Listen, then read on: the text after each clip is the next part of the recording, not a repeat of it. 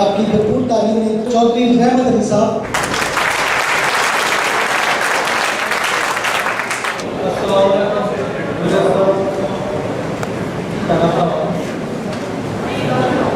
मेरे मौजूद साथियों, आज के दिन हमारा इकट्ठा होने का मकसद ऐसे तूफान के खिलाफ आवाज उठाना है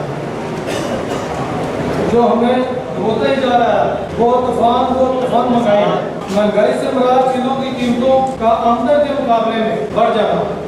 वतन अजीज पाकिस्तान में इस वक्त महंगाई का रोज छू रही है और चीजों की कीमतें आसमान से बातें कर रही है। महंगाई आवाम की जिंदगी पर बहुत बुरा असर कर रही है और आवाम बेचारी इसे गिला करने के काबिल भी नहीं है।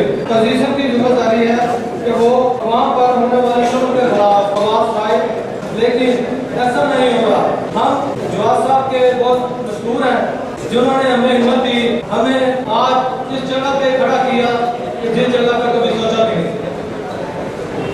इस गैर